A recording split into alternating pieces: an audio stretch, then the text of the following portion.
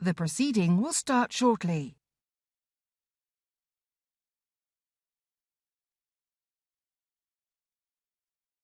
The proceeding will start shortly.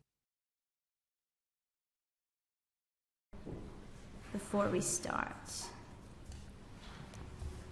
Hi everybody, my name's Lucy Dargahi. I'm the Communications Officer for the committee.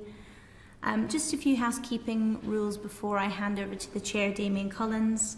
I'd ask if you could keep yourself on mute when you're not speaking.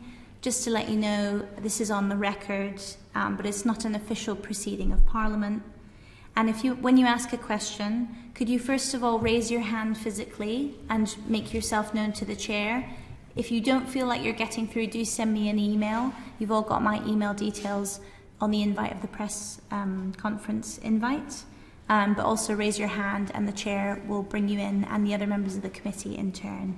I'd like to hand over to Damien Collins now to open the proceedings. Thank you. Thank you very much, Lucy, and thank you for joining us on the call today. Along with myself, we have several members of the committee, Lord Knight, Lord Clement Jones, Suzanne Webb MP, Dean Russell MP, Baroness Kidron, Darren Jones MP and Debbie Abrahams MP as well as some of the committee staff you will see on the call. So it's great to be joined by so many members of the committee for this event, where we wanted to discuss the report that we've now published. So after about 4.5 months after having been set up, after evidence sessions with 50 witnesses, over 200 written submissions, we've now produced a report which is about 60,000 words long, where we go in some detail into analysing what's brought us to this place. The work Parliament has done over a number of years now to analyse the need for effective independent regulation online and on social media in particular, to deal with the problems that are faced of problems of illegal content, problems with abuse, problems with disinformation. In this report, we've sort of set out the problems. We're very mindful, and at the very beginning we wanted to hear from victims, people who have suffered as a consequence of the lack of regulation on social media. And it is their thoughts and it is their requests to the committee that have been central in our minds throughout this entire process. How do we give redress to people who are not getting it online? How do we make sure that what's illegal offline is regulated effectively online, and that the companies are held to account for the decisions they take? We were fortunate during the course of our proceedings to hear from Frances Haugen, the Facebook whistleblower. She was able to provide substantial insights and ideas based on her experience of working in the heart of a company like Facebook, understanding the way its systems work, understanding the decisions the company takes all the time over user engagement and user safety, and whether it gets those decisions right or not, and to share with us and the world the sorts of insights and information and research that comes from within those companies that gives some context and understanding to the decisions the executives of those companies make. Information, again, that we're not normally privy to. So it was very useful to be able to hear from her. And we were also pleased to be able to benefit from the work of the Law Commission, particularly in designating new offences, which could then be incorporated into the online regime, particularly new offences around cyber-flashing, around promoting, glamorising self-harm, establishing a new offence around sharing knowingly false information with the intent to cause harm, either physical harm or serious psychological harm. These are all very significant new offences and make it possible to create a much more robust regulatory regime. Our basic principle has been to create a regime where the regulator sets the codes of practice that are mandatory, that have to be followed by the tech companies. Through that, and those offences be based on those codes of practice be based on existing offences in law. So in that way, we're saying that it is our laws that should be applied online. The regulator has the power to do it, and therefore the safety regime that exists in law in the UK for internet users and the use of social media companies and other regulated services is based on UK law, but rather than being based on terms and conditions that are written in California. So that's been our sort of guiding principle that runs through the report. I and the committee will be happy to take any comments and questions you have about the report, either in general or in specific detail. And perhaps we could take those questions, and then if there are any other comments any other members of the committee would like to make that we've not had the chance to address in the Q&A, then we could do so at the end as well. But I have a notice of one question, so I'll call Dan Milmo from The Guardian first. But if if other people can indicate when they'd like to ask a question, we will bring you into the conversation. Thank you. Dan. Hi everyone. Just a very quick one on Tech UK. They've just released a statement this morning saying that there is a risk that taken together these proposals could amount to a requirement for general monitoring of user behaviour with a negative impact on individual fundamental rights. Do you have any comment on that? Well, we've got to remember there is mass surveillance of user behaviour at the moment, and it's done in order to gather data to run advertising on the platforms. In some ways, we're not asking the platforms to do anything for safety reasons they don't already do for profit. So I think we should be very mindful of that. But are there any members of the committee who would like to comment on that? Jim. Well, Dan, I had a look at Tech UK's response, and I'm pleased that they broadly welcome the work and the report of the committee. In respect of that particular issue, one of the things that the report talks about is the thresholds that might get passed where algorithmic moderation, algorithmic ranking of content, algorithmic surveillance of content needs to give way to some kind of human oversight, and we've heard evidence around that not working very well. And so I would, in the end, I disagree with Anthony at Tech UK around his general point. I think we're creating a much safer environment for freedom of speech, for privacy, for civil liberties, as well as for children and adults to be confident that they're going to have a safer experience from the various harms that we talk about in the report as well.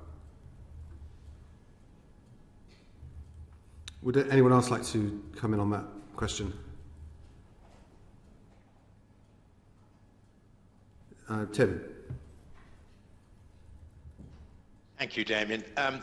Just follow up what Jim said. I mean, we have throughout stressed the need to be proportionate in the way that the Ofcom regulates too. And that's one of the reasons why we've gone, when we looked at the scope of the bill, of the draft bill, we went for a risk and reach based approach to the service providers covered by the bill, rather than splitting the various service providers into different categories. So I think the underlying principle that what we've tried to adopt is this proportionate approach. So I don't think Tech UK have got it quite right in this instance.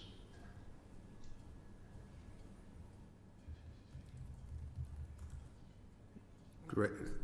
Any other member of the committee who'd like to comment on that question? Debbie. Yeah, I agree with all the comments that have been made, and then just to point out that the committee did recommend that as part of the objectives for the bill, on the face of the bill, the priority around protecting freedom of expression should be included within the objectives of the bill.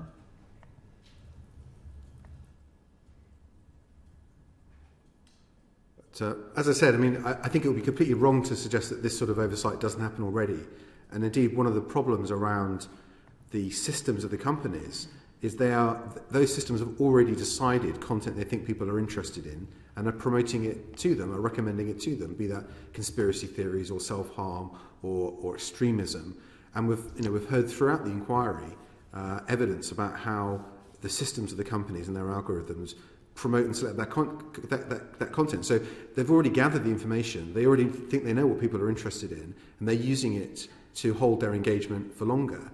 And I think the issue we put forward is, well, if that means offences are being committed and people are being harmed as a consequence of that, then the companies are responsible for it. So it's happening anyway, but they're not being held responsible for the decisions that they make, what they choose to recommend to people or not. And so, as I said, I don't think this requires the companies to do anything they don't already do. It requires them to make safety more of a priority and to be held to account when they get these decisions wrong.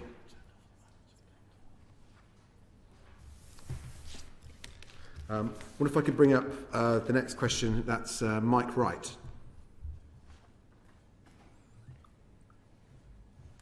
Hi, I've got two questions that are kind of both linked to the same sort of area, but just to start with the first one, Why did you feel it was necessary to call for a new law, a new offence to be created in terms of tech liability for the tech execs who are, kind of nominated for that? I think it was to do with, I think in the report you called for, kind of a new offence of failing to observe the regulation or kind of keep the regulation. So the main one was, why did you feel the need to? There's already talk about liability in the bill. Why do you feel the need for a separate offence or kind of a hardening up of that? Thank you. Any member of the committee like to go first on that? Darren. I think the key point there is that it's a backstop for enforcement, so that for the most egregious examples of companies not complying with the regulations or direction from the regulator, they know that there is criminal liability attached to that. It's something that we see in other areas of law.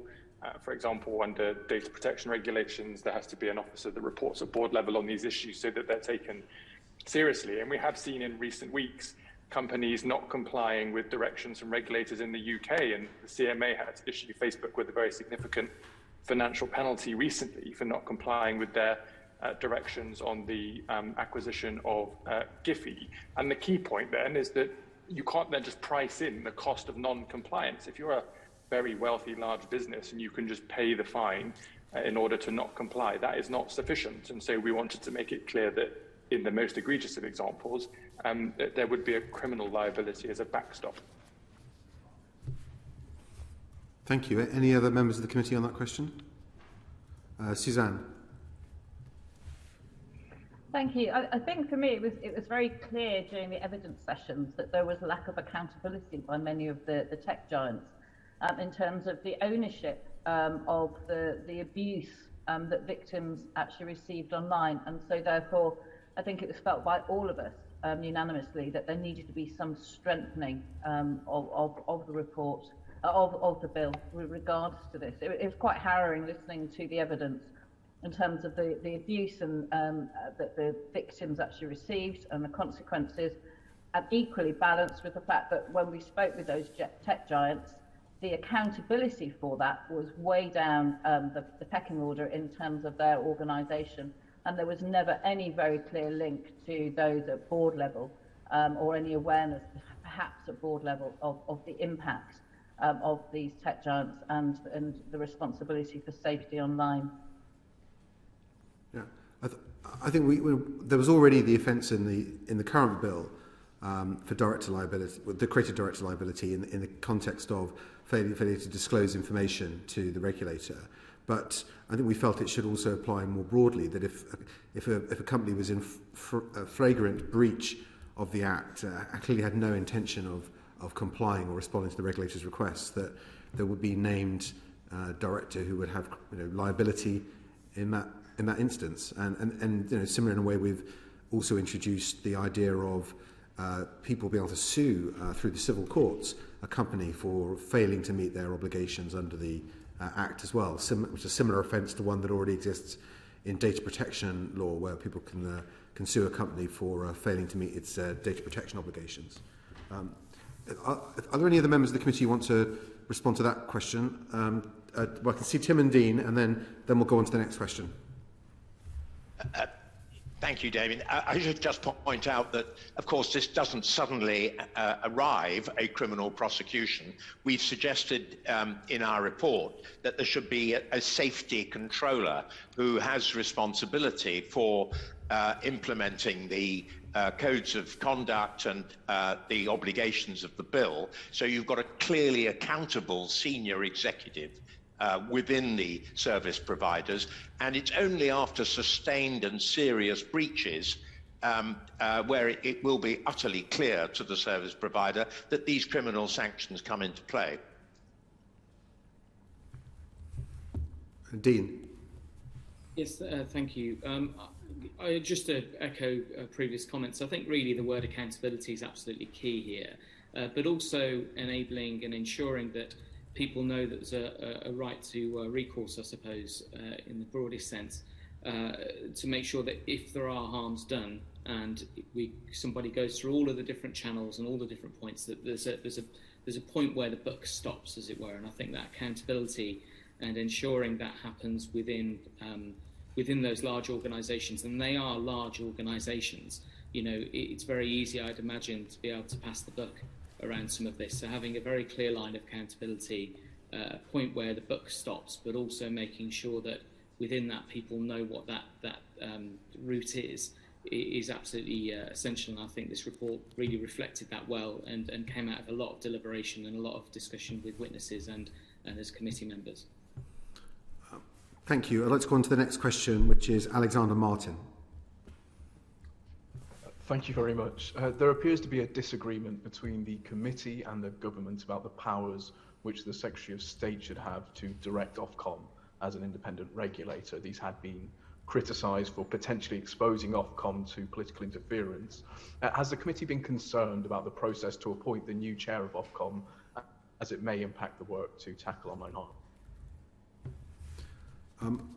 Obviously, the appointment of the chair of Ofcom is not something this committee was set up to consider, and indeed there's another committee that has the role of doing the pre-appointment hearing for the next chair of Ofcom. So I think the question, though, is about the question is the level of independence the regulator has and the powers of the Secretary of State to amend the codes. And what we have spoken about there is our concern that there needs to be a more open, transparent process in Parliament, whereby Parliament has to give approval by a vote in both houses of changes to the code. But are there other members of the committee who'd like to address this?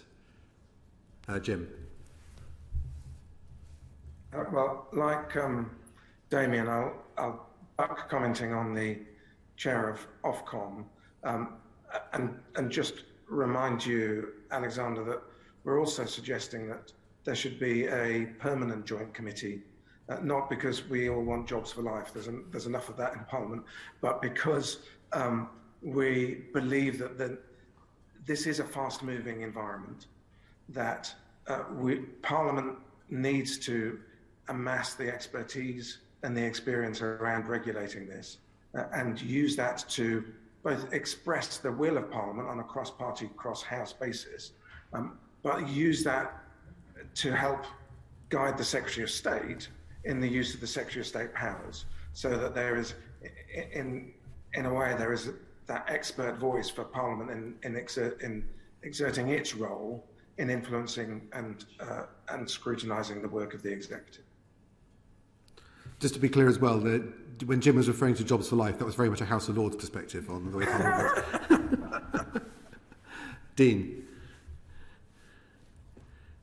Just to build on the previous point really around the idea of joint committee, I think the important thing here is to note is that we understand that technology moves and shifts very quickly, and even during the proceedings, obviously Facebook announced the metaverse, and so I think the role of that joint committee over time would be to make sure that the principles of the bill stand firm, but also are aware of what's going on in both the real and the virtual world, because what we might know today is social media in 5, 10, 15 years' time may look very, very different. And I think the important part of having an ongoing committee will be to make sure that the technology changes are reflected, but also the principles of the bill around putting online safety at the heart of everything is absolutely crucial and is bedded in for over time, so that as amends happen in that virtual world, that they can still hold strong with what we're trying to achieve for safety. Thank you. If there are no other members who wish to come in on that, I'll take the next question, which is Palmy Olsen, Bloomberg.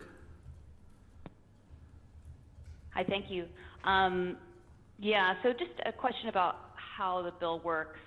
My understanding, a big part of how it works is using risk assessments to define levels of harm.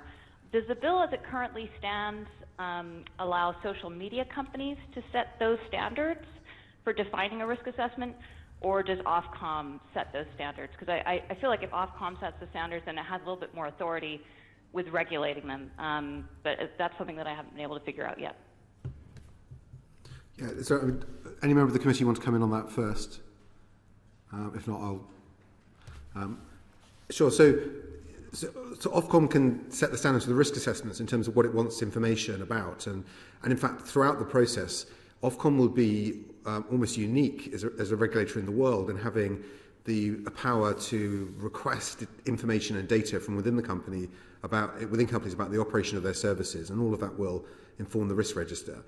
The Ofcom is also responding to the company's own platform policy, its own systems and its own policies as well, in creating the risk register. And it should be a constructive process of dialogue between the regulator and the companies, where areas of risk are identified and hopefully then mitigated. So the risk registers are a really important part of setting the system up, and will be one of the first things Ofcom does is to create the registers. But it's very important in terms of its ongoing work and ongoing monitoring that it's not reliant on the sort of transparency reports we see today, where it is only the companies producing their own reports about their own systems based on their own data, and with no context for that information or no ability to get any further information than would be required. So it'd be a very different system of reporting. The codes of practice, though, what's then going to be enforced, the minimum standards of the codes are required by the regulator. So the regulator can say that these are the offences that are within scope. You are required to have policies for mitigating content in these areas, and to ensure your systems are not promoting content from these areas as well. So those are very much then mandatory standards that the regulator would set, and the codes of practice would spell out for each offence what the company would be required to do.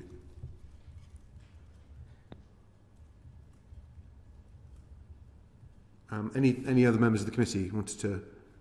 Beeban.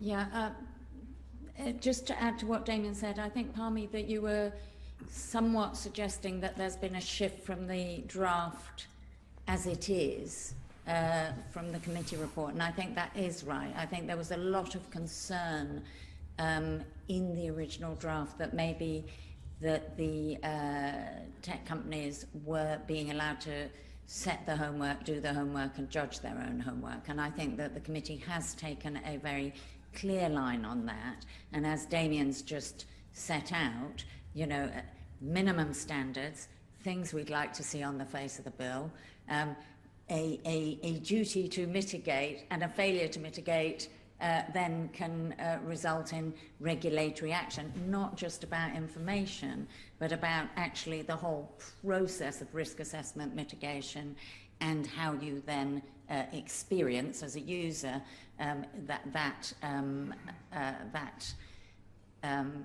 service.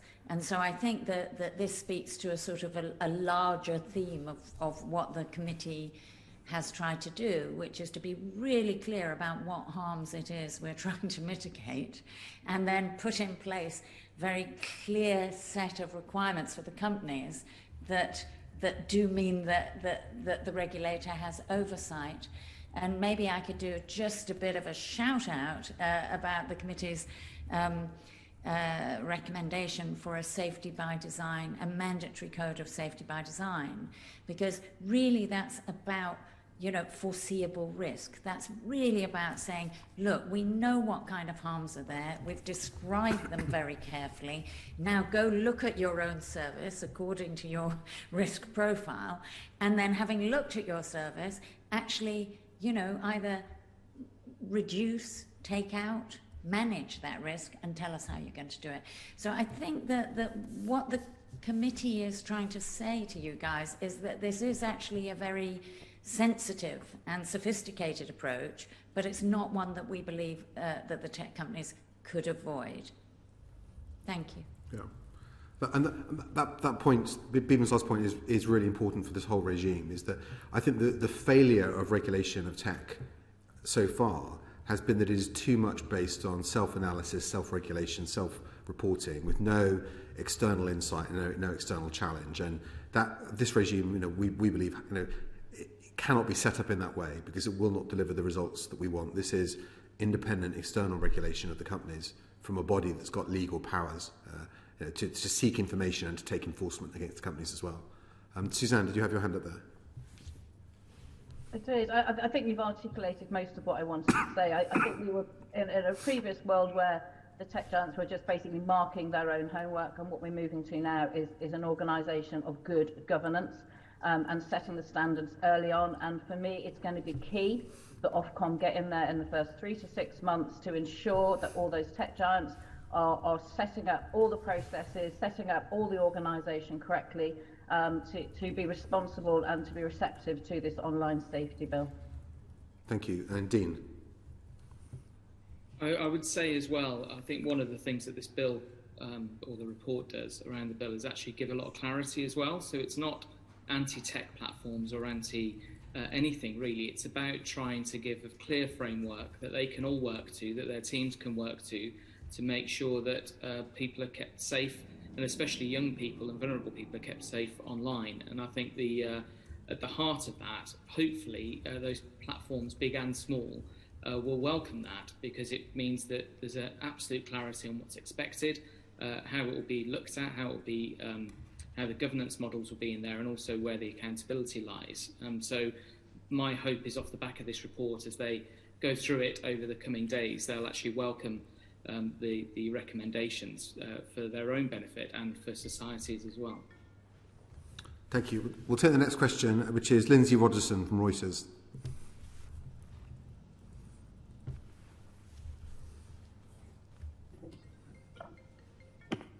Sorry, I was just going back on camera. Yes, so I just wanted to, sorry, I should explain, I'm a financial regulation journalist. That's my area. So obviously you have sided with sort of the calls from industry, from consumer groups, etc., to include a definition of financial, to include advertising, paid for advertising in this.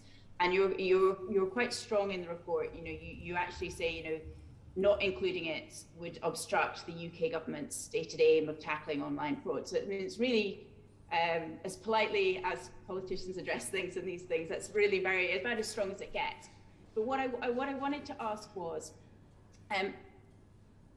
what do you envisage that stopping? Do you see that only stopping UK generated ads, or would you expect the way you have with your proposals that it would also catch financial scams that are placed from overseas being visible to UK investors? Because obviously a lot of this stuff already is based outside of the UK, and so I'm just wondering if you could explain a little bit about what you, the committee, envisaged would be the end result from what you're proposing.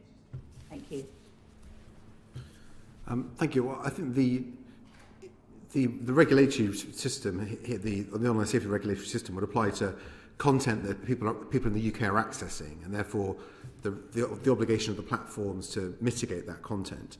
What we're proposing is that the regulator looks at this, takes a systemic approach to looking at advertising that is promoting scams and frauds, and wants to make sure that the companies have got policies in place on their systems to remove those ads, to not accept those ads, and that they're responsible for making sure those ads don't run, particularly when these are known incidents. And failure to do that, failure to meet those standards, would lead to a regulatory intervention. There'll still be a separate role for law enforcement to go after criminal organisations that are generating the scams in the first place. And there will still be a role for the Advertising Standards Authority to target individual advertisers and challenge them. But the regulator would be responsible for making sure the companies are not, have got systems that require them not to accept these ads or take these ads down. But sorry, do you want to come back on that? Yeah, no, thank you for clarifying that. My reason for asking was not that I didn't understand what you'd said in the report about law enforcement, etc. It was actually, as I'm sure probably somebody's pointed out to the committee, last Friday, Microsoft, Facebook and Twitter all said that they would now stop they would only accept ads that had been approved by the Financial Conduct Authority. However, that only deals with the UK point. So that was why I wanted to clarify that you intended it to be all ads that could be accessed by UK people online. And so thank you for clarifying. That's very helpful. If I can be really cheeky, I have one more question. In the report, you talk about significant, and the committee member said it already on this call, in terms of fines, it should be significant. I was just wondering if you could elaborate a little bit more on what you view as significant. Is it going to be something like a percentage of turnover, or how? What do you envisage when you say that in the report? Thank you. Well, the bill, the draft bill, already envisages the maximum fines of 10% of global annual revenue. So that will be significantly greater than the maximum fines under GDPR for data breaches. But then obviously you've also then got other things like the criminal liability for an individual director, for a serious and systemic failure on behalf of a company to meet its obligations, and something else which could end up being significant as well, which is opening up the possibility of civil claims against the companies from individual users, so they could sue over a company failing to meet its obligations under the Act through the courts. And we've recommended that route should be open for online safety cases, just as it is currently for data protection cases. Does other members of the committee would like to respond to that or any of the other points that Lindsay's made? Dean. Yeah, I'd just say that the reason for those points is really to make sure that it just can't be baked into the cost of business. So actually, if there is if it does get to that point, that actually it's very clear that there's something that's going to cost and impact the business, whether that's through liability or financially, because otherwise it could just continue and they go, well, actually, we can deal with that fine. So I think it's important, and as was in the original draft bill, a significant figure, because otherwise it could just be counted as, well, we'll just carry on anyway and we'll just bake that into how much we charge for advertising and so on. So I think that's one of the reasons why we want to make sure that this is robust, but also has that really clear accountability throughout. Thank you. If there are no other points on that, I'll call the next question, which is Sam Clark. Hi, yeah, thank you. It seems to me that the report suggests giving a lot of work to Ofcom, powers and responsibilities, but a lot of work as well. I just wanted to ask if you think Ofcom has the resources and the capability to do what you're asking of it, and if it tells you that it doesn't, is there a mechanism for giving it more resources, or is there a plan for that, a plan for review? How do you think Ofcom will be able to approach it? Beeben. I think curiously, Ofcom have said publicly, both to us and more generally, that they do have the resources and that they are very happy with the settlement that they got from government to do this work. I think that as time goes on, they may wish to revisit that. But I think that we saw two things. First of all,